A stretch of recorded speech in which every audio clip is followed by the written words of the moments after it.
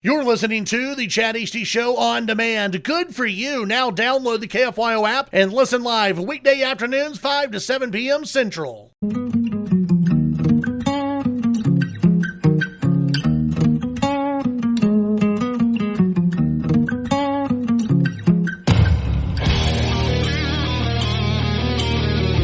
Broadcasting from the great state of Texas, this is the Chad Hasty Show. News and views with a Lone Star perspective. You can sound off during the show by sending Chad a text at 806-680-2790. That's 806-680-2790. Or call in at 1-800-687-0790. Now, here's Chad Hasty. Good evening, Lubbock, Amarillo, Abilene, Wichita Falls, Midland, Odessa, Dallas, Fort Worth, down in Houston, over in El Paso, and anywhere else. Inside or outside the great state of Texas, wherever you may be listening on this Thursday, October 17th. As we are days away from early voting beginning in Texas, we are really now weeks away from Election Day, and we've got a lot of election news to get to, a lot of 2024 news to get into. We've got a very busy show planned for you today. We've got our good friends over at the Texan. They'll be joining us, Brad Johnson, coming up at 5:35. This evening at about 5:45, Land Commissioner Dawn Buckingham will join us. We'll get an update from her.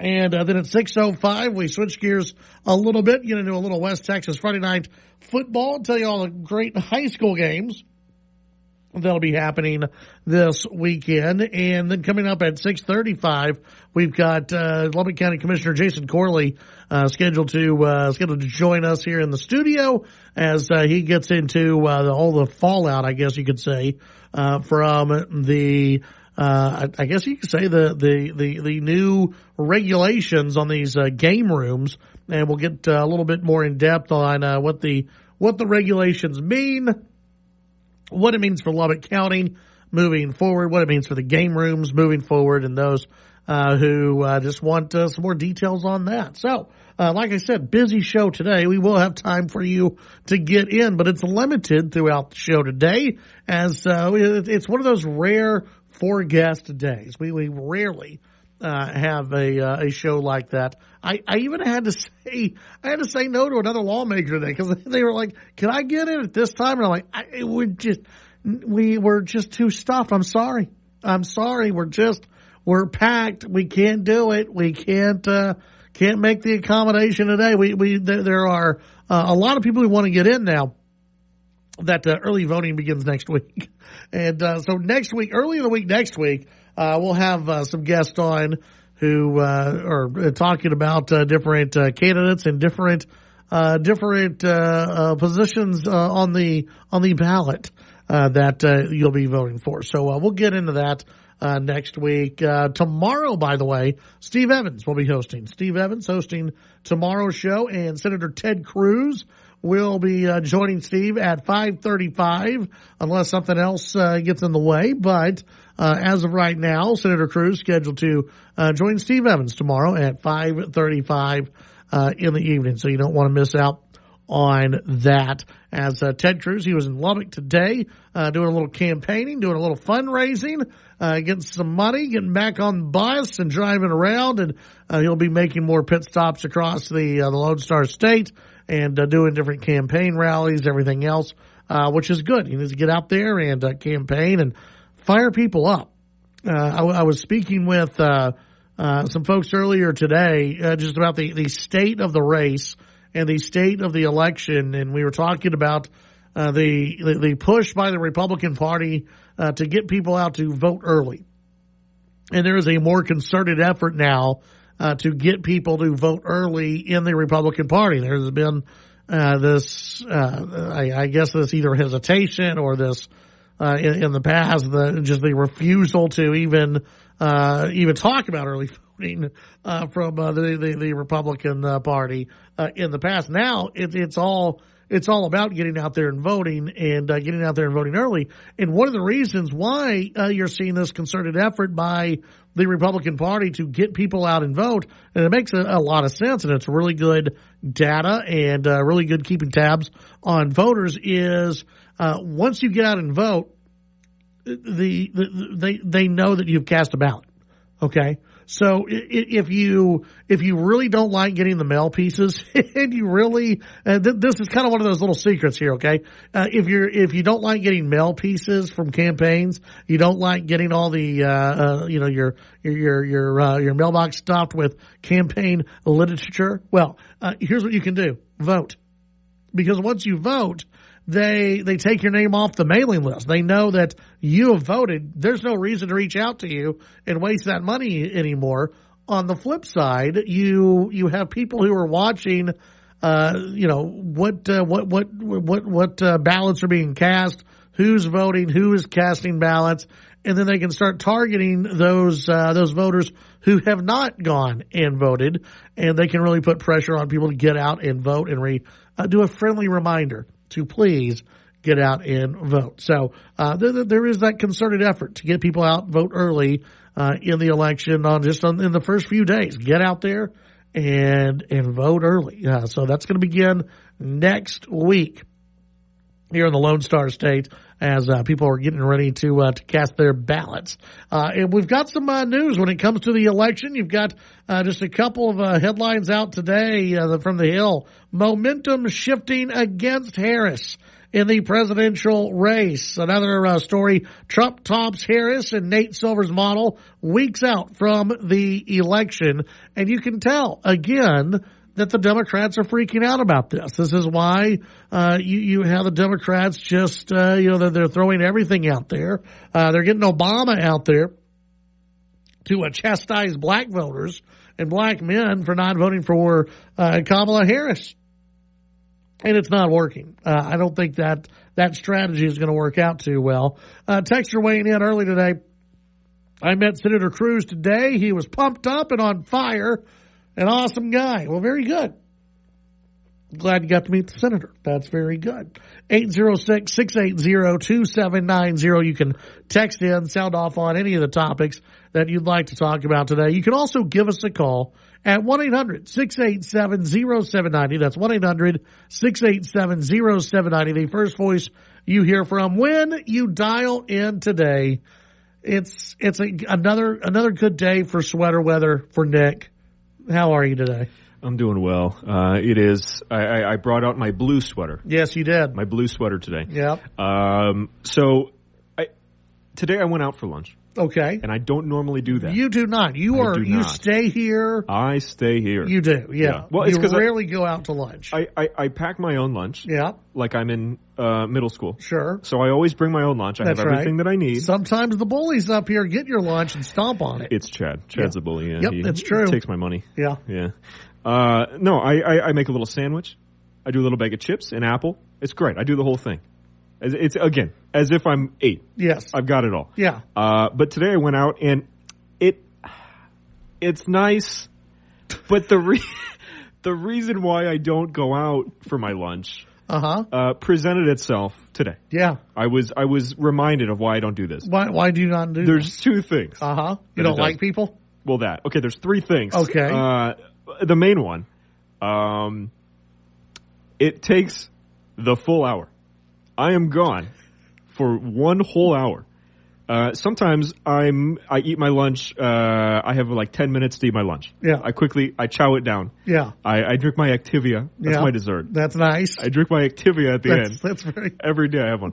And then I'm good. Yeah. I'm ready to get back to work. I brew another cup of coffee and I'm great. Yeah. I purposely don't go out because it takes so long. Yeah. It takes so long to eat. You got to wait, especially if you're sitting down at a restaurant. Sure. You got to wait for your food to get there. Yeah. You got to wait for the check. You got to wait to pay, and then you have to wait once you give your info. Yeah. You got to wait for them to take it, and it's an ordeal. I'd rather just eat my homemade sandwich and call it a day. So to the coworkers you went out with today, because you went out with coworkers, if they're listening right now, this isn't about them. No. Okay. No. It was a wonderful company. You had a wonderful time. It was a great socially, with the coworkers you went out with. Exactly. Which I was not part of.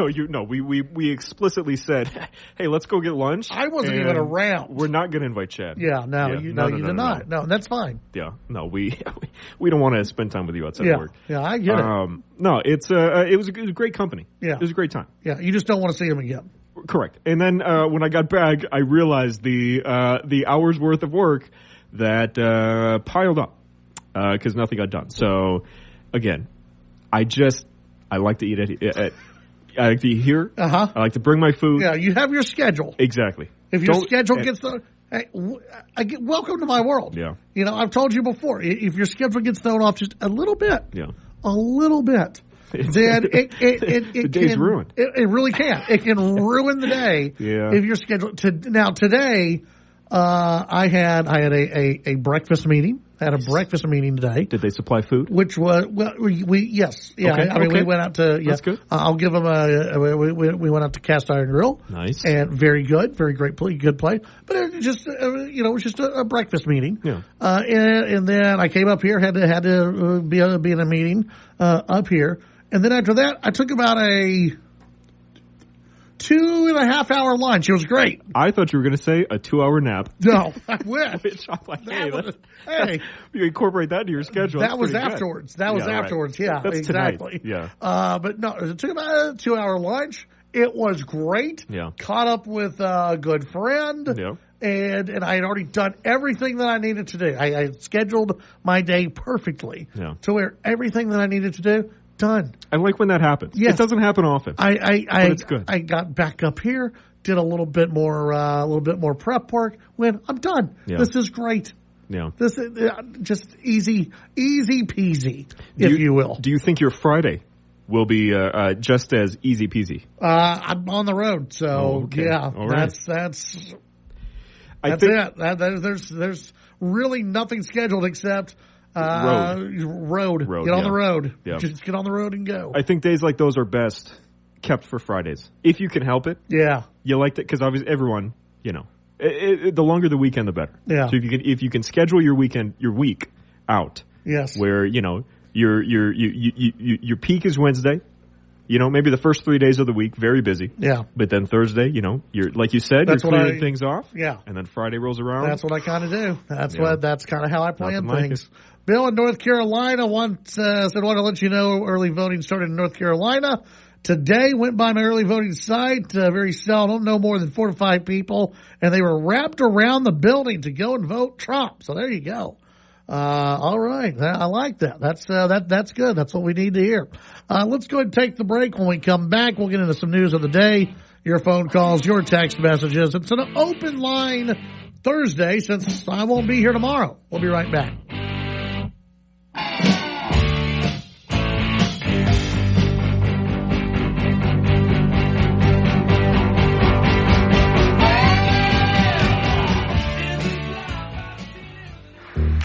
The Chad Hasty Show can be heard all over West Texas, weekdays from 5 to 7 p.m. Tune in on News Talk 95.1 and 790 KFYO in Lubbock, News Talk 940 in Amarillo, News Talk 94.7 and 1470 KYYW in Abilene, and in Wichita Falls on News Talk 96.3 and 1290. The Chad Hasty Show. Make it a part of your drive home, weekdays from 5 to 7 p.m. We are the boy band. Your tween made you see. We are the boy band. This painful concert number 3. We are the boy band. We're 5 and 19. We are the boy band. Always singing on key. You love your kids enough to take them to see their favorite band. Love them enough to make sure they're buckled up in the back seat. Show them you love them. Keep them safe.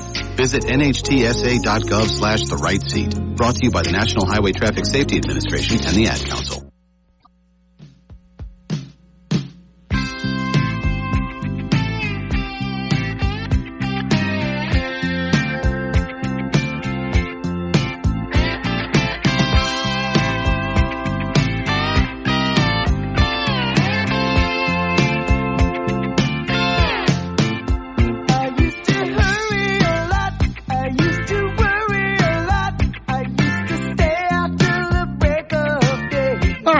the Chad HD Show. Thank you very much for tuning in today. Had a listener on the app chat asking if Kamala Harris and the Democrats are actually happy with her interview from last night on Fox News. If you believe what they're saying, they're happy about it. If you're just on X, if you are just on social media, The Hill had an opinion piece out earlier saying that it was a good interview for Kamala Harris because she said that she can now say that she walked into the lion's den. I mean, they're treating Kamala Harris. This is what I'm seeing from Democrats out there. They're treating Kamala Harris as though she just came back from war. She went and did an interview on Fox with Bret Baier, who is a nice guy. And he was asking questions that needed to be asked, and Kamala Harris was still filibustering. One of the more difficult things you can do as someone who, when you're interviewing a politician, because you don't want to come across as a jerk. And you don't want to come across as someone who is interrupting the person you're interviewing. You don't want to do that. You don't want to interrupt them. But there are times where you just have to. There are times where politicians, and I have interviewed some, who they love to filibuster. They love to just talk because they don't want to get to other questions. They get a little bit worried about what you're going to ask them. So they just talk. And I'm going to make another point here and talk. And when you have a limited time like Bret Baier did, he had to jump in and basically cut her off at times. The campaign had told Bret Baier, you're going to have anywhere from 25 to 30 minutes with the vice president. They got there 15 minutes late and they had cut it down to 20. And by minute 15, they were already yelling at him to wrap it up. So I thought Bret Baier actually did a very good job. I thought Kamala Harris, honestly, she was not impressive in that interview. I guess you could say that she held her own, but she didn't. She kept on blaming Donald Trump for everything. And here's how you know that the Democrats really weren't too thrilled with the job Kamala Harris did. Here's what happens when Donald Trump goes on a interview. Right afterwards, they share clips of him in that interview over and over and over and over and over and over again. They send the clips out. They're part of emails. They're part of the Trump war room. They send them out again and again and again and blast it out there for everybody to see, at least more than once. The Democrats, they're just getting on X and on social media going, well, Kamala Harris did a great job. But they're not sending out the video. They're not showing video of Kamala Harris doing a great job.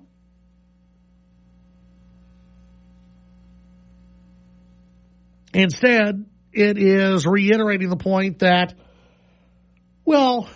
she showed up, and that's nice that she showed up, but other than that, she really didn't answer any questions. We did not learn anything about Kamala Harris yesterday that we needed to know about. And she lied during the interview. And to me, she just didn't come across as knowledgeable or likable. Let's see. Texter weighing in. Chad, this election has me totally confused and frustrated. I hear in one talk show where Trump is points ahead and should win in a landslide. Then on the next show, he's tied with Kamala. She might be ahead by one. I'm ignoring all the talking heads. Hey. Got to listen to this show at least. I'm ignoring all the talking heads and just will vote early and wait for the results. I can look at any poll out there and I can tell you any story that I want to. And I believe just from the trend that Donald Trump is doing well. Nationally, Kamala Harris is ahead of Donald Trump. Nationally, there's a very good chance that she's going to win the popular vote. A very good chance. that she's going to win the popular vote. There's also a very good chance that Donald Trump wins the Electoral College. And this race is still so close, at least according to the polls, that it could be very close in the Electoral College and that even Kamala Harris could win. Again, it really doesn't matter. Like you said, the polling really doesn't matter. It's about turnout, and it's about making sure you get out and vote and making sure you get out and vote early. Because it's not going to matter. The national polls, forget about the national polls. It doesn't matter.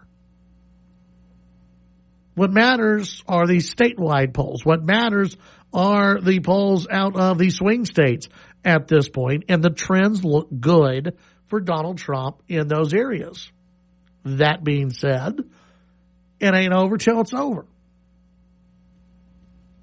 806-680-2790. When we come back, we'll visit with our friends over at the Texan News. We'll be right back.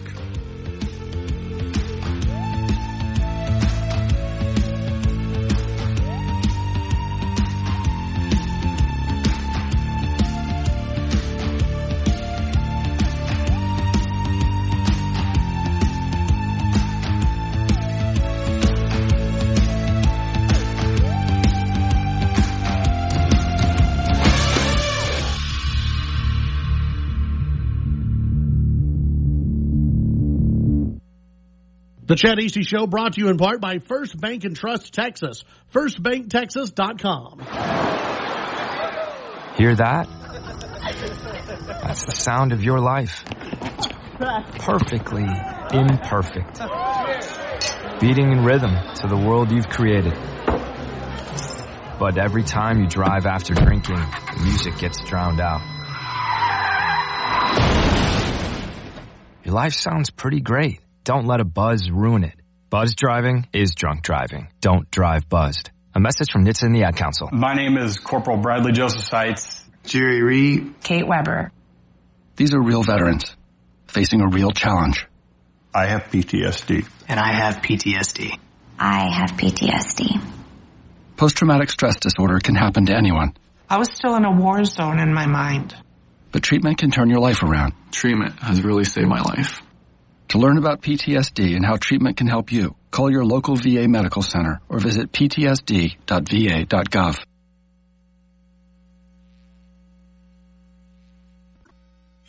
The news and talk of West Texas. News Talk 95.1 and 790 KFYO.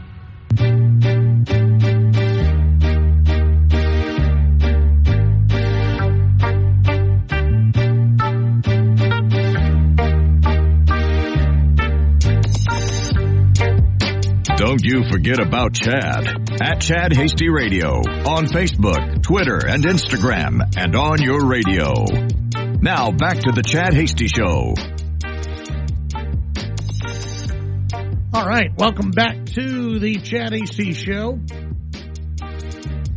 Appreciate you tuning in today. You can send in your thoughts on the text line, 806-680-2790. That's 806-680-2790. Time to go visit with our good friends over at the Texan.news. Brad Johnson joining us here on the program where, Brad, we've got a lot of news happening throughout the Lone Star State this week.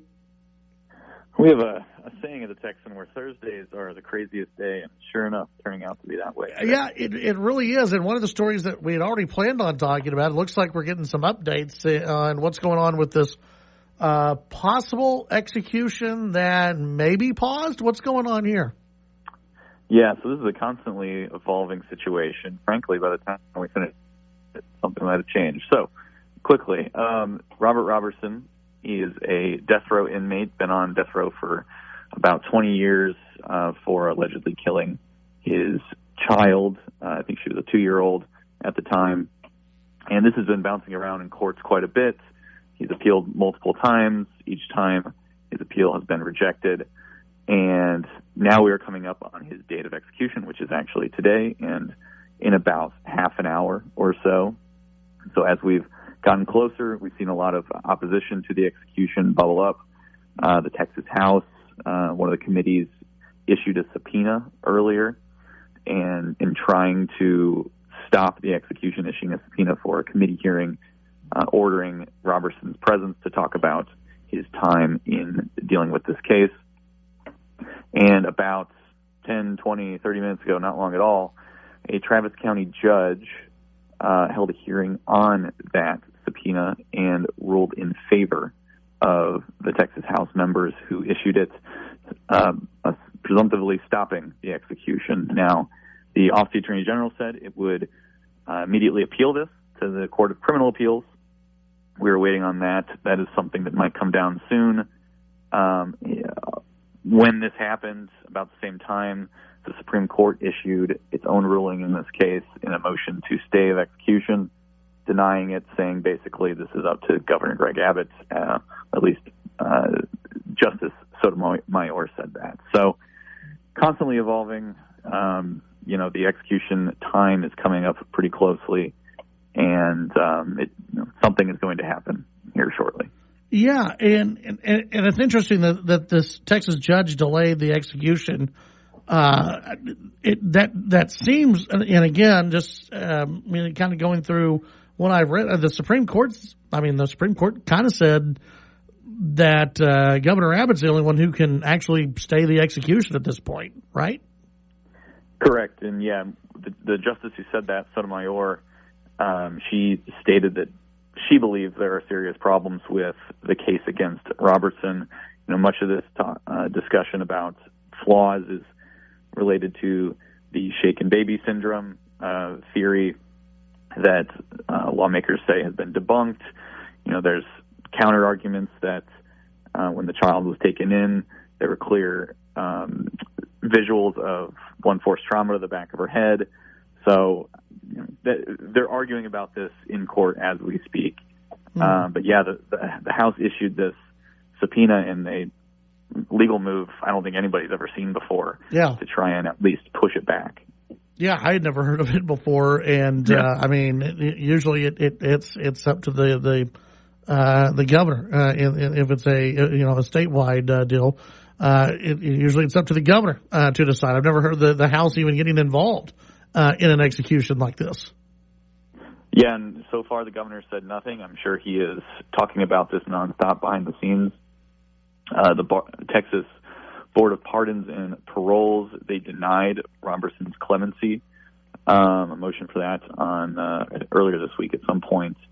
But yeah, ultimately, ball's in Governor Abbott's court, and he, the former judge, is going to have to make a decision on, whether there's enough skepticism about the details surrounding this conviction to warrant a stay of execution. Yeah, and again, I think the execution is planned for 6 p.m. This evening, and so we'll see in the next 20 minutes what happens. But there's a lot of the courts are pretty busy right now. I would expect regarding this. Let's take a look at some other stories that are out there, including one that I believe you wrote about windstorm insurance. Yeah, so this is kind of weedy, but it affects everyday pocketbooks. The Texas Windstorm Insurance Association, they made a motion to increase rates by 10% this year. That is the insurer of last resort. It was created by the state in the 70s for the Texas coastline to basically provide insurance coverage where the private industry would not go because it was so costly to insure. And so every year we see this fight over a rate increase. Because TWIA, the agency, it's constantly actuarially inadequate. The amount of money it's paying out does not equate what it's bringing in premiums. So they're wanting to raise premiums. But after a lot of uproar and opposition from lawmakers, members of the general public, local government officials, the Texas Department of Insurance Commissioner Kathy Brown issued an order on Monday rejecting that 10% rate increase. So premiums will remain the same. And we'll do this again next year, I'm sure. But the reason she did this was There's a lot of talk in the legislature about addressing this in some form or fashion, reforming this agency during next session. And I'm not sure exactly what they're going to propose, what they'll settle on, but there is a ton of talk about addressing this TWIA situation, more than I've seen in the last few years. Yeah. Visiting with Brad Johnson over at the Texan.news. Brad, we need to go ahead and wrap up. What else can people find over at the Texan.news this evening and going into the weekend? Well, sure enough, whatever happens with this Robertson case will be up on the website, so check that out. We also got a piece from my colleague Mary Elise. Texas sues Dallas doctor for allegedly prescribing gender modification hormones to over 20 children. That is a lawsuit brought under the new SB 14 law that was passed last year. So that and a lot more on the website. Check it out. All right, very good. Brad, as always, appreciate your time, and we'll visit with you guys again next week. Thanks, Chad. All right, when we come back, your phone calls, your text, we'll also visit with the Land Commissioner, the great state of Texas. Commissioner Dawn Buckingham will join us. We'll be right back.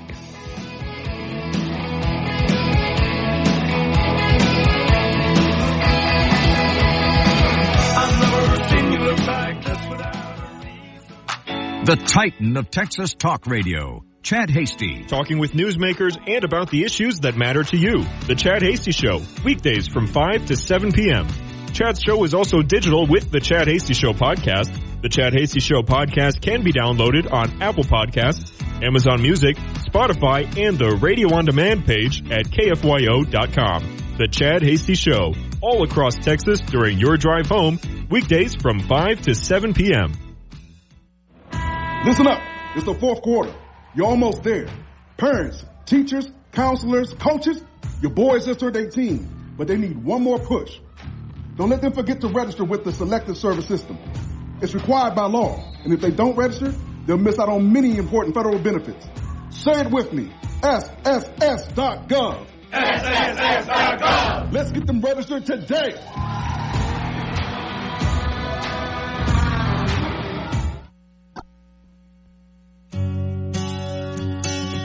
All right, back on the Chad Hasty Show. Thank you very much for tuning in today. An interesting day playing out across the state. Joining us on the phones right now, Texas Land Commissioner Dawn Buckingham joins us on the Chad Hasty Show. Commissioner, welcome back. How are you today? Hey, I'm just living the dream, looking at the beautiful landscape in Lubbock, Texas. There you go. There you go. How are things going at the Land Commissioner's office? They are just going great. We are going around the state, having lots of fun, doing lots of great things, helping fund education, take care of our veterans, support oil and gas, help our coast. We're doing all kinds of great stuff. Yeah, absolutely. Well, one of the things I know that has been right up the alley of your office has been protecting the oil and gas industry out there from some of those who want to I guess cripple the industry by protecting some lizard out there. What is it? The sagebrush lizard? Is it? Are we about to kill off all the lizards? You know, the lizards actually like the pipes running on the ground because they like the shade and they like the shelter from the birds. But the federal government, makes sense, yeah. I know. The federal government doesn't actually care about fact and science. They just go out of their way to swing at oil and gas. So that's why unapologetically every single day we stand up and defend oil and gas. I think we're involved in 10 lawsuits over various endangered species. Of course, the lizard, the latest one. We're also up in arms against the Biden administration. I should say the Harris administration. Let's be clear on what we'd be electing, depending if you like these policies, then you know who to vote for. We're up against her policies for ending natural gas exports, putting a moratorium on that. We're also helping oil and gas be transformational and doing the largest carbon sequestration lease because we've got these federal requirements that start kicking in around 2030 that might put them out of business if they can't show some carbon neutrality. So we're helping them there, and we're also helping on the produced waterfront, hoping to turn West Texas into a garden oasis. when it comes to securing the border, I know you've been your office has a lot to do with trying to help that out, and of course it's always a battle with this administration. But kind of get into what y'all been doing on that front. Well, we've been doing a lot of things on that front. Most people don't know it was the General Land Office who built the first section of the wall a few decades ago. One of the things we do are flood mitigation projects, and we're building a levee down in the valley, and it just needed a 30-foot wall on top of it. So we started it, and we continue to do everything we can. Last year now at this point, claimed 3 islands in the Rio Grande, made Texas bigger for the first time in a few hundred years, but more importantly, took away these law enforcement free zone oases from the cartels, the last island being 171 acres, where we bulldozed the buildings they built, took out the bombs and the guns and the drugs and the trafficked individuals, and got the wire up with the help of the Texas Military Department and DPS, and of course now have complete operational control of that. We've also just renewed our agreement with DPS to be sure that they can patrol and put wire up on other parts of our state lands, trying to get that wall up and that barrier system to get complete operational control. And we're in the process of acquiring significant property that's at a very important crossing point for the illegal migrants, and we have an owner there who was blocking law enforcement's attempt to get operational control of our border. So I know how to do that. I just buying her ranch from her. So there you go. When it comes to the new Texas State Veterans Cemetery in Lubbock, kind of talk to us about that, and then the work that the Land Office is doing behind the scenes on that front. Well, I am super excited about our newest cemetery that's coming up in Lubbock. It's 100 acres. It's going to be on East 5th. It is the first cemetery to be built in 12 years and will, of course, be the 5th cemetery that we've run. And just to run you through some numbers, we've got 510 pre-positioned crypts, 600 columbarium niches, 1,000 in-ground cremated remains plots, a memorial walk, a scattering garden, an administrative building, all kinds of great stuff. And I tell you what, there was a definite need in the Panhandle because we already have over 800 pre-registered folks who want to rest in this cemetery. I joke, and I know it's probably a joke all of our dads told us, but people are dying to get in there, and we're excited to accommodate them. Well, and like you said, it was much needed out here, and it's something that I know veterans are. I mean, I don't know if they're looking for it, but I mean, the veterans are. This is somewhere where they want to have their final resting place. You know, our cemeteries are truly beautiful places of remembrance, and I'm so proud. All of our staff, I think 100% of our staff in our cemeteries are veterans, and so it's a calling to them. It's not just a job.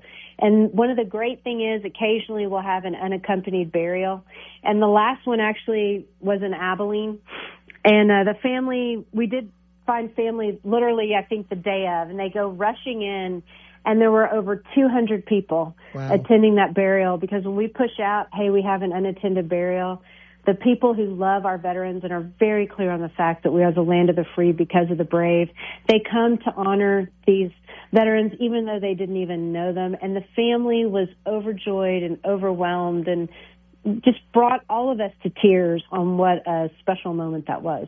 We have about 2 minutes left or so. I can't speak to the land commissioner without asking about the Alamo. What's new going over at the Alamo these days? Well, I tell you what, we're making a visit to the Alamo, worthy of the significance of the events that happened there for the first time since the battle. So we've got a $550 million project. We've got a children's education center underway, and we're going to have some Liberty Levin line in the sand educational curriculum for our early kids all the way through high school. We, of course, have a big collection center with the Phil Collins collection that opened up last year. We've got a 100,000 square foot museum under construction, which is going to include a 4D theater where you're going to sit in your chair behind a defender. Your seat's going to shake when the cannonballs hit. You're going to smell the smoke and the gunpowder and experience the battle in an immersive capacity. And then, of course, we're going to be sure that our beloved Alamo stands for the next 500 years so that our children their children and their children can continue to learn our history. Very good, very good. Land Commissioner Dawn Buckingham, always a pleasure to visit with you. Let's do this again soon. I'll look forward to that. God bless you. All right, you as well. That's Texas Land Commissioner Dawn Buckingham here on the Chad Hasty Show. I want to thank her for joining us here on the program. Coming up in the next hour, we're scheduled to visit with Mark Finkner with the West Texas Friday Night Scoreboard Show. We'll visit with him and get all the latest with the high school football games going on this weekend, and then we've got Lubbock County Commissioner Jason Corley coming up at 6:35. Just real quickly, I saw this tweet that went out from Brian Harrison, who is one of the House members on part of this committee. He had tweeted this out. He said, no legislative body in America has issued a subpoena to a death row inmate hours before execution. This historic and unprecedented action was necessary to prevent a possible miscarriage of justice and to ensure our laws are followed. It was unanimous. And while that may be true, while he may feel that way, it's the governor's call. This is going to be something that's talked about much in the future, as the Texas House, a House committee is trying to act as the governor and stop an execution from happening when constitutionally they have no role in this at all. We'll be right back.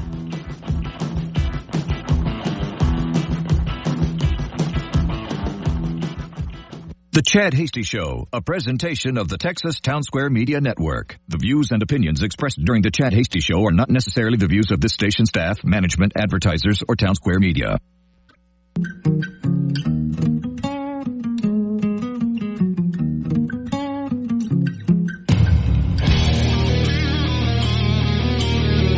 Broadcasting from the great state of Texas, this is the Chad Hasty Show. News and views with a Lone Star perspective. You can sound off during the show by sending Chad a text at 806-680-2790. That's 806-680-2790. Or call in at 1-800-687-0790. Now, here's Chad Hasty.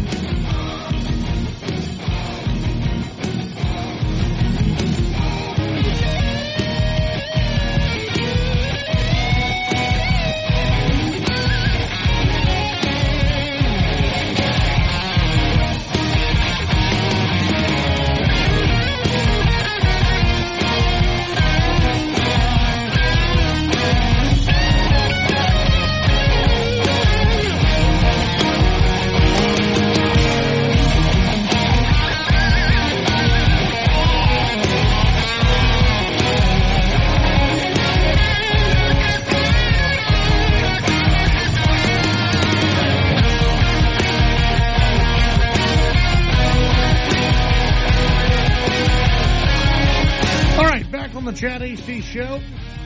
Thank you very much for tuning in today.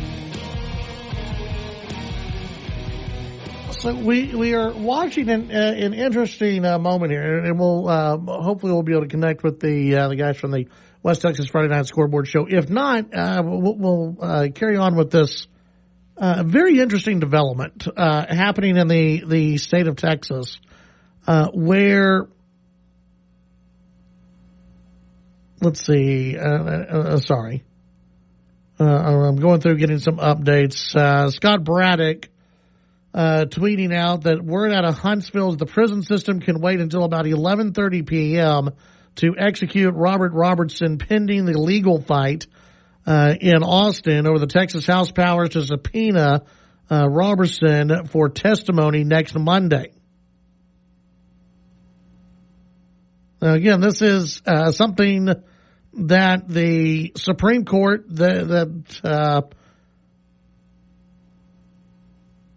Supreme Court kicked back and said we have no jurisdiction here whatsoever. The Supreme Court came out and said we have no jurisdiction.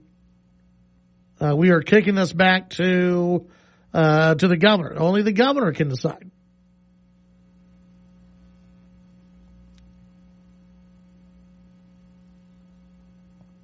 The Supreme Court says that it's within the governor's power and only the governor. Thursday afternoon, state district court judge in Travis County ruled that the state doesn't have the authority to execute Robertson if it prevents him from complying with a last-minute legislative subpoena.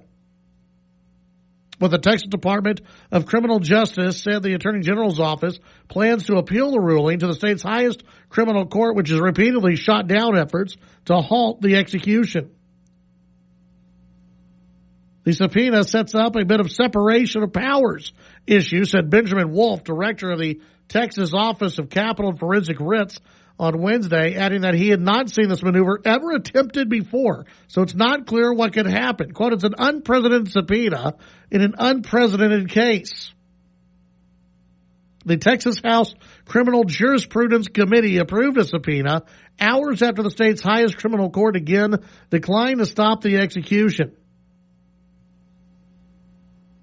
And folks, this is not a bunch of Democrats on this. This is not a bunch of liberals. This is controlled by Republicans. And they have no role here. This is completely made up. I mean, this really, when they say it threatens the separation of powers, it's true. Now, again, you may think that Robertson has a case here. You may think that he is innocent. You may think that he should not be executed. And obviously, this House Jurisprudence Committee believes that is the case. Even Sonia Sotomayor said there's reason to believe this guy is innocent. And you may believe, and I may believe, that if there's any hint that this person is innocent, you should pause the execution. We should not be executing innocent people in the state of Texas. However, the final decision is not mine. It is not Jeff Leach's. It is not Brian Harrison's decision to make. It is the governor's decision to make. The House Committee subpoena, which is offered by Representatives Brian Harrison, who is a very uber conservative guy, and Jeff Leach, Republican out of Plano, calls for Robertson to provide all relevant testimony and information concerning the committee's inquiry. Gretchen Swin, the Robertson attorney, said that she had no knowledge of a subpoena being used before in an effort to pump the brakes on an execution. Quote, it shows how strongly lawmakers who have learned about this case feel about the injustice, she said. That doesn't matter. You have to go by the Constitution. The Constitution matters. The Constitution is what is important here, and you have to go by it. No matter how you may feel about a case, no matter how you may feel about a process, the Constitution matters. That is the document. I get the people who are a little bit weary about this. I understand it. I get that part.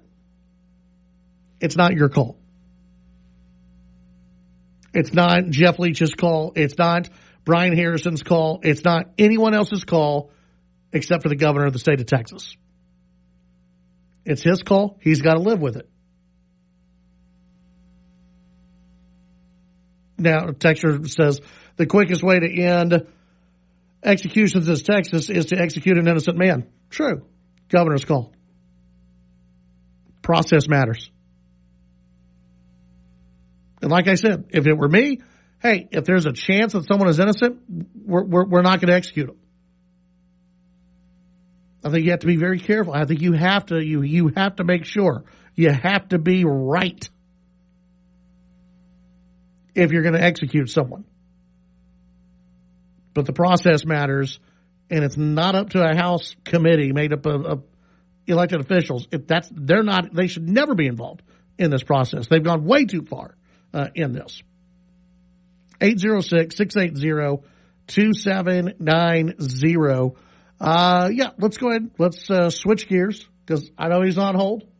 We'll switch gears. This is a big switch of gears, but we're going to get into where we should be on a normal time on a Thursday, and that is talking about West Texas Friday night football and the previewing the games coming up this weekend. Mark Fichtner, what's happening, my man? Hey, what are you doing, Ted? Oh, just talking about light stuff, you know. Oh, man, sounds like it, man. Yeah. Real light stuff. Yeah. No pun intended there. My goodness. Well, hey, let's talk a little bit. Let's get in the toy box. Let's do it. Let's preview some of the games out there. All right, let's do it. Hey, big games on the docket this week. We're going to start in 2-6A, Friendship and Midland Legacy going at it tomorrow night. Both teams won their district openers last week. Friendship by the slimmest of margins, 48-47 against Midland High. Legacy beat San Angelo Central, but to some, probably a surprise, they didn't win by more. They won 42-36, but Legacy, we've talked about this before. They're still king of the hill until you knock them off. Here's a great opportunity for Jay Northcutt and his team, but they have to go on the road to do it. Big game in 2-6A. The winner of this game tomorrow night has the inside track to the district championship, although both of these teams still have to go through Odessa Permian. Next stop in 5A Division II, Abilene Wiley taking on Wichita Falls Memorial. Those two, along with Lubbock Cooper, have kind of separated themselves from the rest of the pack in 2-5A Division II as these two go at it tomorrow night. Memorial had the week off. Abilene Wiley put up 70 last week against Paladuro. So a lot of people like the Bulldogs in this one. I still think Memorial really good. I think this is going to be one that comes right down to the wire. Up north, Hereford and Randall in 4A Division I. Randall ranks 6th in the state, 6-0. Hereford at 5-1. They both won their district openers last week. In fact, Randall, they were on the road. They won at Dumas. And Chad, Randall will get their final 4 games all at home, so to speak. They're the home team against the other 2 teams from out of town, Hereford and Pampa, but they are the road team when they play Canyon High and West Plains, but they all 3 share a facility. So Randall does not have to leave Canyon the rest of the regular season. That could be big for the 6th-ranked Raiders. The war on 84 North this week. Some will say the original war on 84. I'll let Post and Slayton and Littlefield and Muleshoe decide who's the original, but it's Littlefield and Muleshoe this week going at it again. 2 teams that won their district opener last week in Class 3A Division II. Muleshoe and Littlefield both 5-2 on the year, 1-0. They play at Muleshoe. This one ought to be fun. This is one where both teams' offenses are going. It literally could be whoever has the ball last wins this game. So it ought to be a whole lot of fun there at Benny Douglas Stadium in Muleshoe tomorrow night. Amongst some of the other games of interest, Monterey at Tascosa, Canyon High at Dumas, Sweetwater at Comanche, Roosevelt at Idalou, Abernathy at New Deal, Olton at Post, and in the 6-man ranks, Whit Harrow at Amherst, Spring Lake Earth at Nazareth. This could be the end of a very special streak if Nazareth beats Spring Lake Earth. And we'll talk about that tomorrow night on the scoreboard. Also tomorrow night, amongst a couple of the other really good games in the 6-man ranks, Rankin and Buena Vista, Knox City, and Newcastle. We'll have all the scores for you coming up tomorrow night, 9:30 to midnight, or whenever your game ends. You come in and join us. We're going to talk district winning streaks.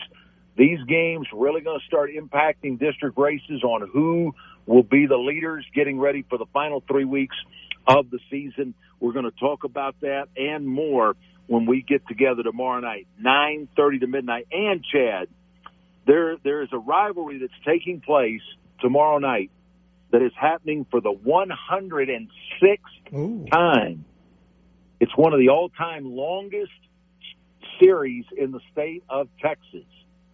We'll get into that a little bit more tomorrow night. I'm going to leave that. That's a tease, folks. That's what in the industry right. I'm gonna leave that you call that a tease. Yeah, I'm leaving that worm on the hook for you for tomorrow night. So we'll talk about that and more tomorrow night. Stephen Orr, yours truly, and the West Texas Friday Night Scoreboard Show, 9:30 to midnight. Join us here on the Chad Hasty Radio Network. Hey, Mark, thanks so much for giving us a call. We appreciate it, and we appreciate you, man. Thanks so much. Hey, you're awesome. Anytime, brother. You know that. Thanks. Have a good one. That's Mark Fichtner, West Texas Friday Night Scoreboard Show. When we come back, we got some text messages on what's happening down in Austin.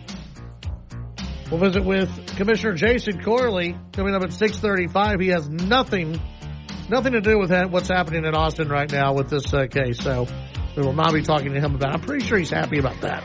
We'll be right back.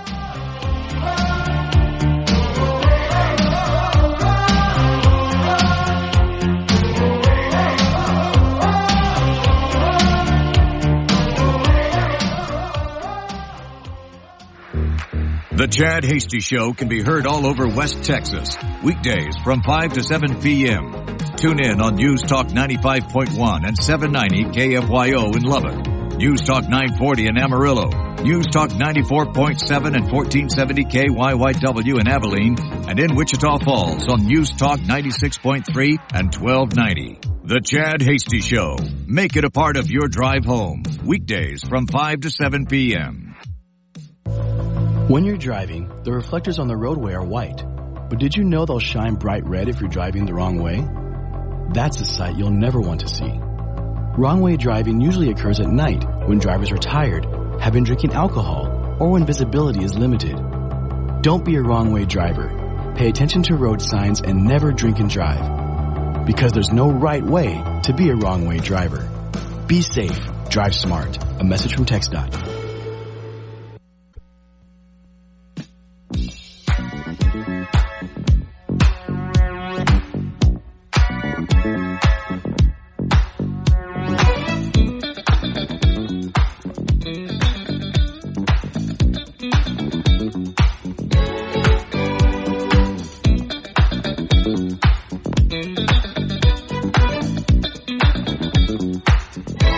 Back on the Chad Hasty Show. All right, so the back to this case, this death row case, real quickly, because things are changing every 10 minutes, it seems, in this case. In 2003, Robertson was convicted of capital murder in the death of his 2-year-old daughter, Nikki Curtis, who was found unresponsive, taken to the hospital by Robertson. He maintained his innocence for roughly 2 decades, with his lawyer citing junk science as the reason for his conviction. His defense team has long said that Nikki's death was not caused by abuse or violent shaking, as suggested in his 2002 trial. The defense says the now debunked shaken baby syndrome hypothesis was used to convict Robertson. On Wednesday, the Texas Board of Pardons and Paroles voted against commuting his death sentence to life in prison or delaying his execution. His last chances to be saved from the execution were assumed to be the U.S. Supreme Court or Governor Abbott. On Thursday, the Supreme Court denied his request to stay the scheduled execution. And what they actually said was that it's up to the governor, that this is not up to the U.S. Supreme Court. That this is a state matter. This, hey, congratulations, states. This is yours. This is up to you. This is the state putting someone to death. Therefore, the governor of that state, they are the only one who can stay the execution. Now, I've had some feedback on social media and also on the text line saying Texas should not be putting someone who is innocent to death. And I agree with you. I agree wholeheartedly with you. And if there is a chance that this person is innocent, then I have no problem at all with going through and having that one last appeal, or going through and having having it explained. I've got no problem with that. But you have to do it the right way. You have to go through the right process. You cannot have, at least in my opinion, and from what I have read and those who I trust who are much more knowledgeable on state and federal law than I, when it gets into the nitty-gritty of it, the Texas House, there's nothing here for them. They have no jurisdiction in this whatsoever.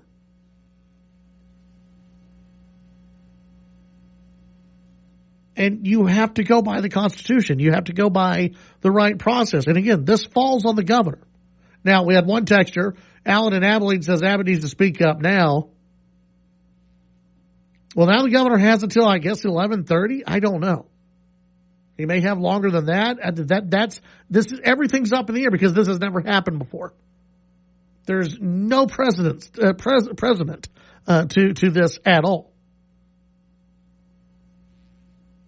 You have some who say that a decision has to be made by 11:30. You have some who say you've got 13 days to make a decision. And I agree, the governor does need to come out and say something. The governor needs to issue some type of comment soon. It would be nice to see that. It would have been nice to hear the governor say something even earlier in the day. 806-680-2790. That's 806-680-2790. Texture, hey, Chad, as I was leaving my house on Indiana Avenue going towards the east, same street, I saw multiple signs of Harrison Walls 2024 on the front yard. Can you please explain to me how this, can you please help me to explain this household? Do they have any brains left? There's some people who, for whatever reason, I don't know. I don't know how you can look at the past 4 years or so and go, let's have more of the same. I beyond me, at this point, but there are just some people out there who, they think Kamala Harris is going to do a great job. I don't know any of them personally. But they think, hey, we need 4 more years of this. It's going to be great. Again, I don't know any of them personally, but I know they're out there. Just like I've seen the Republicans for Harris signs out there. I don't get it. When we come back, we'll switch gears yet again. Lubbock County Commissioner Jason Corley, he's been here. He's been hanging out. He's been waiting his turn. So we'll get him on next. We'll talk game rooms in Lubbock County when we return on the Chad Hasty Show.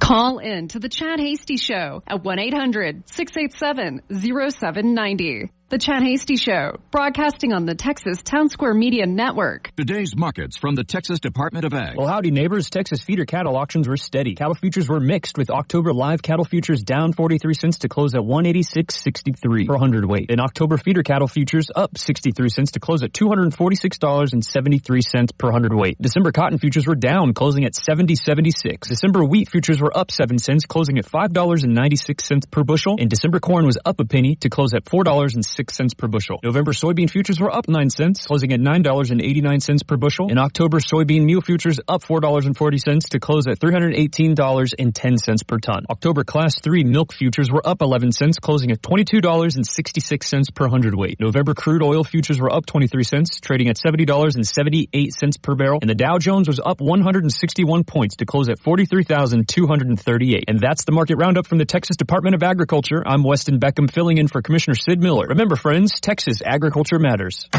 Sold! The news and talk of West Texas. News Talk 95.1 and 790 KFYO.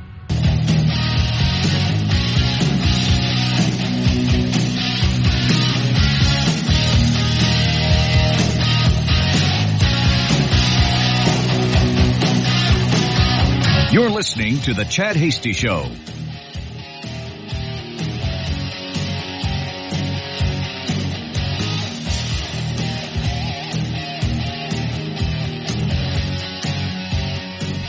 All right, back on the Chad Hasty Show.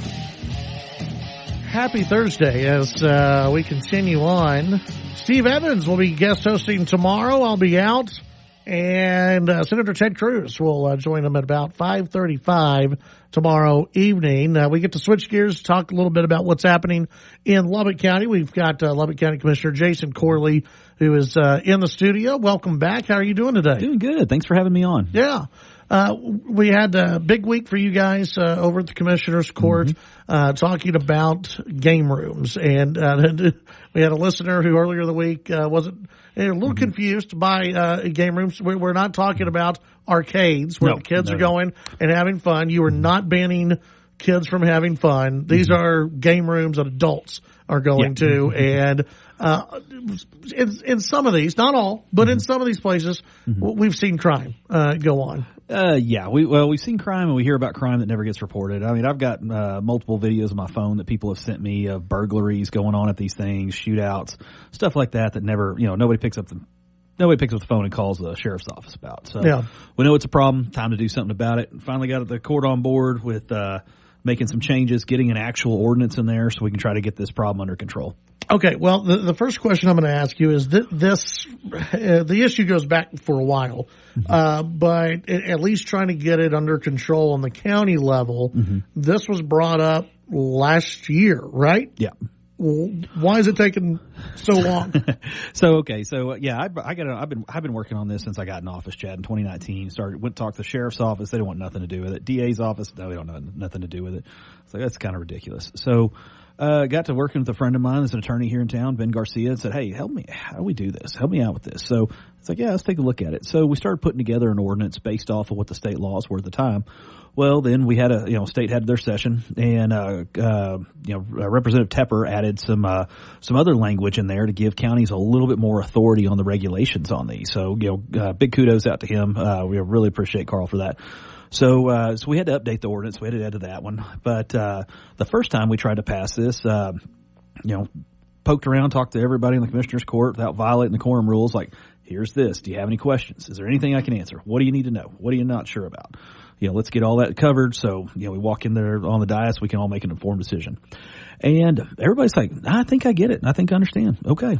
So, go to have a vote, and the sheriff's office and the DA's office both said, we don't want any part of this. We don't want to, we don't want to give credibility to something that's already illegal, which, we don't want to be regulating something that's already illegal, which kind of had me scratching my head. I was like, well, kind of thought that's what laws did, but okay, maybe that's just me. I didn't go to law school. What do I know?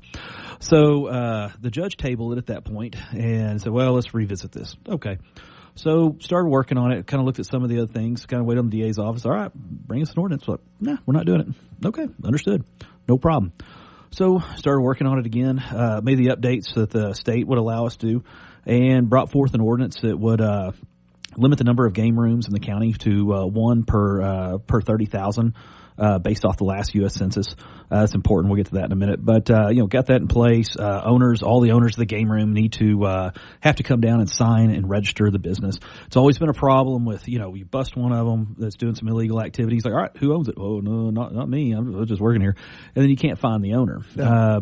Or they lease the games, and that way, you can't take the games now because they belong to somebody else. Kind of like if you rented a car and robbed a bank, Enterprise would just go down there to the cops and like, we didn't know he was going to do that. Can we have our car back? So, trying to handle that. Also, you've got some people are landlords, some are renters. Who's in charge of what?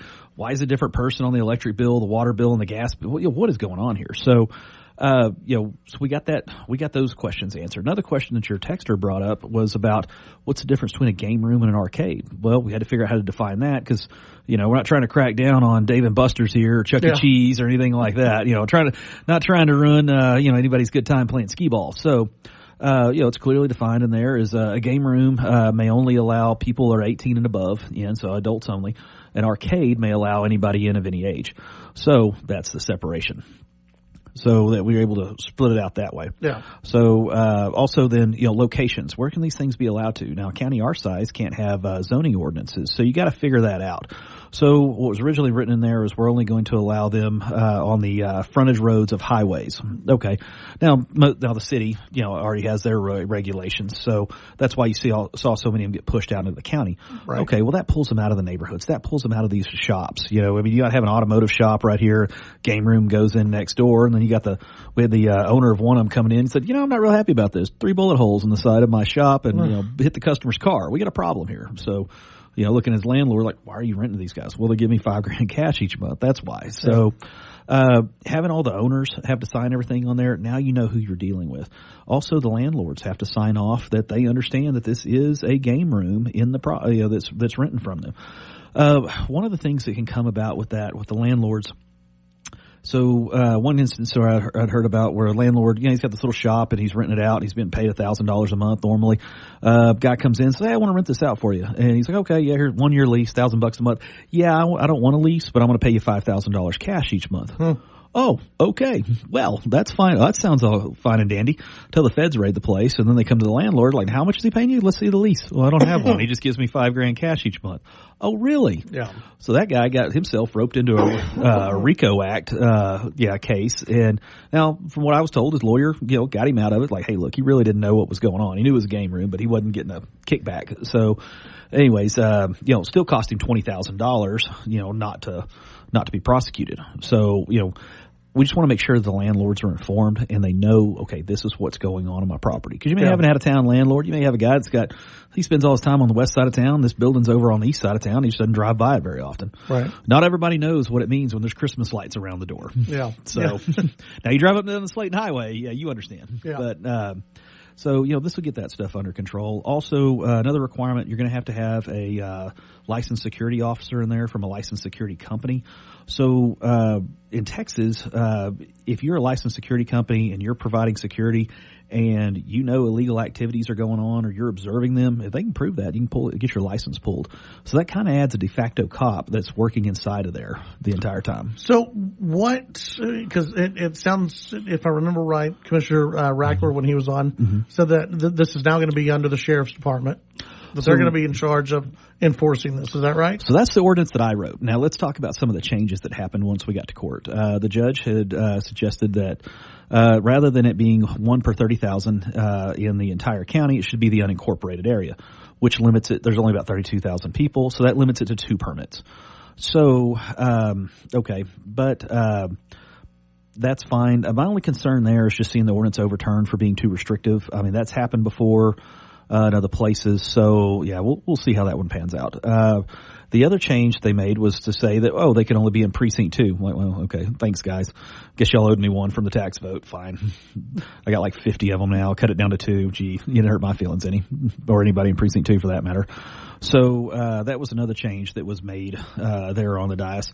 Now, back to my original concern. I don't know if that'll pass because I went and got a trial attorney to help me write this because knowing that, probably get sued. So, let's just have everything laid out correctly to where it's very difficult very easy to defend and very difficult for somebody to file that suit or file a winning suit. Yeah. So does this mean that as of right now, if everything stays the same, in 3 years, there's only going to be 2 game rooms in Lubbock County? So let's talk about the grandfather clause on that. So what's going to have to happen there? I mean, you don't have to grandfather clause them, but if you don't, you're just lining yourself up for a lawsuit. It'd be kind of like if the city of Lubbock decided, okay, we're going to be a dry city again. We got all these liquor stores. Well, now what? Well, they were complying with the law until you move the goalpost on them. So what you have to do is go ahead and do the grandfather clause, but the person who's there that has the permit or the business, they're not going to be able to sell the business because that would require issuing a new permit. So, not for the purposes of a game room anyways. So that's not going to be allowed. Also, there's not going to be any new game rooms coming to Lubbock after January 1 because we're over the number of allowed permits.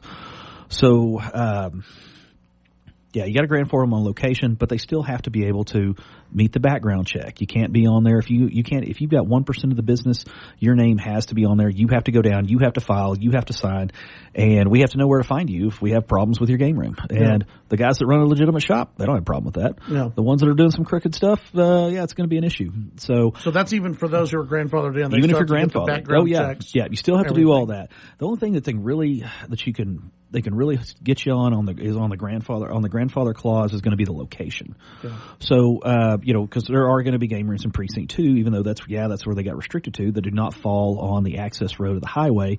Well, they're still going to get grandfather claused, even though they're still in the wrong spot. But hey, if they're compliant, if they get their security officer, they fill out the background check, they can pass all that, their employees pass their background checks, they get to stay open. Yeah.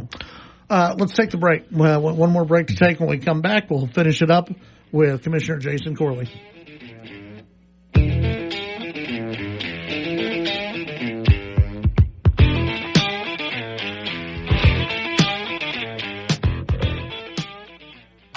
The Titan of Texas Talk Radio, Chad Hasty. Talking with newsmakers and about the issues that matter to you. The Chad Hasty Show, weekdays from 5 to 7 p.m.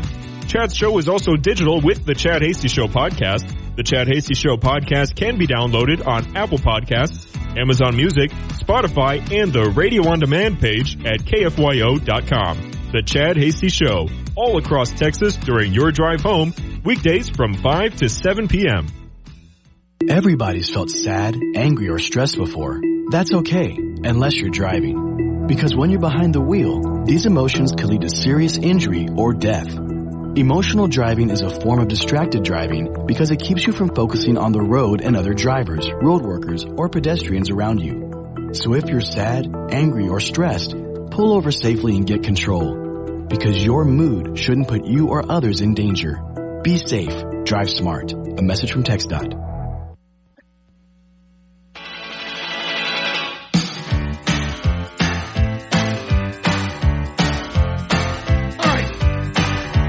On the Chad Hasty Show, as we have Lubbock County Commissioner Jason Corley on talking about the game room ordinance that's going to be kicking in. I guess it kicks in officially at the very beginning of the year. Mm-hmm. And so, is there going to? Do you worry about? Is there going to be now a rush of people who go, "I want a game room. I want a game room. I want a game room," and we can put it anywhere right now? Do you worry about that? Is that just? If it happens, it happens. The rush has been on since 2020. When Greg Abbott closed all the bars, that's when these game rooms just really exploded. There was always a couple of them around, but after that, they shut down the bars. The game rooms started giving away free alcohol. So, hey, okay, the guy that show up, you talk to a bartender, that guy that's on that stool 5 nights a week for, comes in, drinks his 4 or 5 beers and goes home. Well, now he doesn't have a place to go, so he's going to the game rooms. If you're playing, they give you free alcohol. So that's when these things just exploded. Ultimately, would you like to see the legislature come in and go, I don't know how they would write it, but if they could come in and say, no more of these game rooms, we're not going to have this anymore. Would you like to see that? Wouldn't hurt my feelings one bit. I'd like to see that. I mean, so let's talk about my own personal bias. Having worked in southern Oklahoma, I've been around, a lot of little casino towns. Man, when it comes to legalized gambling, casino gambling, the poor just get poorer. The people that can't afford to play, those are the ones that are there every night. The guy that's got the money that can afford the $300 flight and the $500 to stay in Vegas to go gamble. Yeah, that guy, let him, have fun. He can afford it. But I like that buffer between my community and that kind of activity, just because the people that can't afford to play are always the ones that do. And when I drive by the game rooms on the Slayton Highway, what I see the same cars that are at the game room are the same ones lined up when the food truck comes to town. The same one who's in lines when we give away free coats for kids at the start of the school year, free school supplies, free backpacks. It's the same cars. So, I mean, it's the people that suffer the most. It's always going to be the poor. The people that just don't know any better, that, hey, it's rigged. We all know it's rigged. There's got to be a better way to, spend your time and your money. So me personally, that's my bias. I don't care to be around the things. I really don't want casino gambling here. I mean, if you want to see what it really looks like, run over to Durant, Oklahoma. When you're driving up I-35 and you pass the Wynn on the way to Ardmore, okay, that's one case where it's really benefited it. But when you look at that setup, you've got a large population center nearby. Sure, it's created tons of jobs, made a lot of money in that area for a lot of people. I get that. Drive over to Durant, Oklahoma, and see what that's done over there. All it's done is made the poor get poorer. It's not near a large city. I mean, you don't have a ton of traffic going up there. So what you've got is, I call it a 4-man's 401k. You know, you remember when the scratch-offs first came out and you got stuck behind that guy that was, you're going to scratch 50 of them off, or you got your tank of gas. I don't like that. Back when we couldn't pay in the pumps, back in the dark ages. But, yeah, so, I mean, that used to always just drive me insane. I'm like, dude, you're not going to win enough money to matter. What are you doing here? So you'd be fine with the legislature getting rid of it? Yeah, I'd be fine with it. Do you think that we're very close to wrapping up here? How confident are you that everything's going to be enforced and the manpower is there to get everything enforced? All you need to enforce this is a clipboard. That's it. Walk in, see it. Are they following the law? Are we following are we following the ordinance or not? If they're not, write them up. It's $1,000 fine per day that they're out of compliance. Yeah, no big deal. You need a pen and a clipboard. Yeah. So you're pretty confident? Yeah. Well, I originally wrote it to have the Constable Hannah of Precinct 1 do this. And that was another change the judge had made on the dais, was to switch it over to the sheriff's office. It's not going to take that many people. You need one man and a clipboard to go around, check, make sure everything's correct. If it's not, it's $1,000 fine per day until they get it fixed. Since this passed, or on the day it passed, have you heard anything from the sheriff's department, from the DA's office? Okay. Nope. Their position has not changed, that they believe it's an illegal activity and that we shouldn't be regulating illegal activities, which kind of had me scratching my head, because that's kind of what I thought the DA and the sheriff's office did. But that's why I ask you, are you confident that they'll actually go through and enforce the law? I would hope so. The ball's in their court. This is what the public wants. I mean, everybody that I've talked to has been very upfront. Hey, we want something done about this. Because if you drive down the Slayton Highway every day, you're tired of getting people. You're tired of getting, seeing people get run over. We're tired of people pulling out in front of us and driving real slow because they're looking at all the game rooms to see which one they're going to. Tired of the shootings. And I'm driving in on a Monday morning, and we got a guy laid out in the parking lot at the one at Donna's Packasack, an old gas station there. And, there's the chalk outline. There's the little number sitting around. There's about, 8 cop cars, and everybody's driving to work going, okay. Great. Well, we know what goes on there. Maybe the county will do something about this. Why go out and hire, or I guess have an outside attorney write it, and not in the Lubbock County? The DA's office didn't want to on it, so they weren't that interested in it. But the other thing is, who's going to sue us? I mean, the DA's not going to sue us. It's going to be a trial attorney. Go get a trial attorney to help you write this thing. You want to. I mean, if you want to burglar proof your house, hire a burglar. Yeah, it just makes sense. That's what they do for a living. So, has he done anything with the game rooms in the past? With the ordinance? He helped me with the first one, like the second one. Represented any of them, or anything like that? Not to my knowledge. Okay. I don't believe so. Okay. But maybe he'll represent Lubbock. Yeah. Well, let's if hope there's so. a lawsuit. Let's hope so. But I mean, we try to set this thing up to be as defensible as possible. That's like with the 1 per 30,000. Yeah. Okay, so if you're the attorney coming in to argue, well, 1 per 30,000 is not enough. But if we picked an arbitrary number, so we're only going to allow 5. Well, why 5? Well, it's more than 4. It's less than 6. That's why. Okay. Well, you're not going to win that. I mean, but if you come in and say, look, we need we'll allow 1 per 30,000. I mean, well, how many people need to go to a game room? Yeah. I mean, it sets you up for a good argument. County Commissioner Jason Corley, good to see you. Thanks for coming out. Hey, thanks for having me on. I appreciate it, Chad. All right. Steve Evans hosting tomorrow. Have a great weekend. See you Monday.